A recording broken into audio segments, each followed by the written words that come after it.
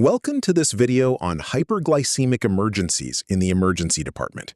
We will cover DKA, HHS, euglycemic DKA, and pediatric DKA through 4 case-based scenarios.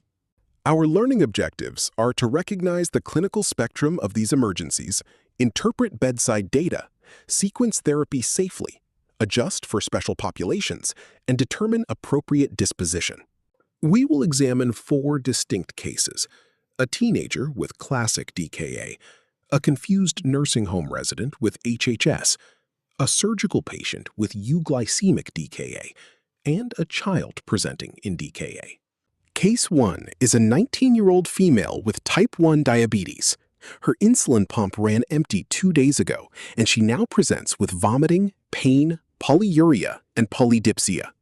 On examination, she shows signs of dehydration and Kussmaul respirations. Her GCS is 14. We must consider her differential diagnosis and determine the initial priorities for her care.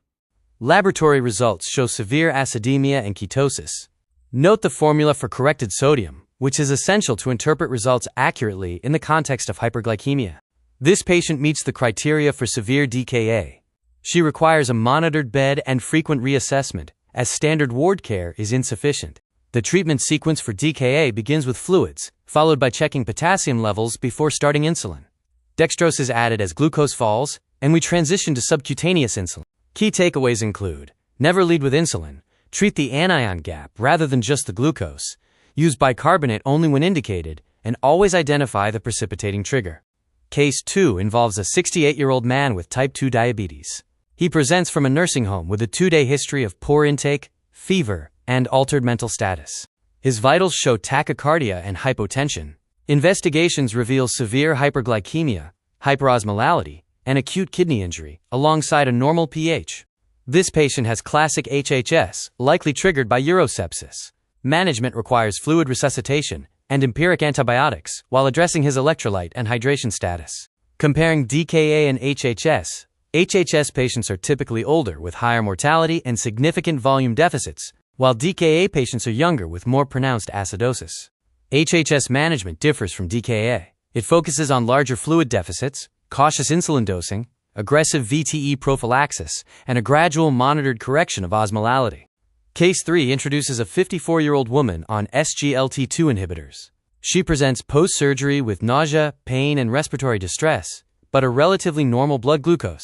SGLT2 inhibitors mask hyperglycemia through continuous glycosuria. If a patient on these medications presents with vomiting or respiratory symptoms, perform a blood gas and ketone check, as the glucose level may be deceptively normal. For euglycemic DKA, immediately hold the SGLT2 inhibitor. Initiate dextrose-containing fluids early to allow for safe continued insulin infusion, and manage the case with standard DKA protocols until the anion gap resolves. Case 4 is an 8-year-old boy presenting with polyuria, polydipsia, and drowsiness. His lab values indicate severe acidosis with large ketones and high glucose, marking his first presentation of diabetes. Cerebral edema is the highest stakes complication in pediatric DKA. Risk factors include young age, severe initial acidosis, and rapid fluid or insulin administration. When treating children, go slower. Reserve fluid boluses for shock, replace deficits over 48 hours, and delay insulin for at least 1 hour after starting fluids. Keep hypertonic solutions ready for emergencies. Special populations require tailored care. Pregnancy involves lower glucose thresholds for DKA, while renal failure patients need minimal fluids. Starvation ketosis and alcoholic ketoacidosis are distinct entities that do not always require insulin. Be aware of common complications: hypoglycemia from aggressive insulin, hypokalemia, cerebral edema, hyperchloremic acidosis from high-volume saline, and fluid overload, particularly in elderly or renal-impaired patients.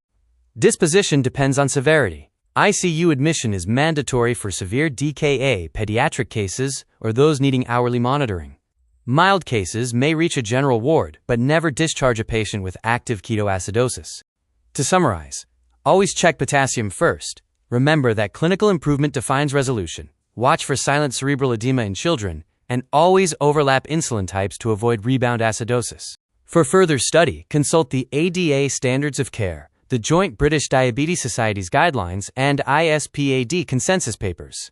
Thank you for viewing this video series.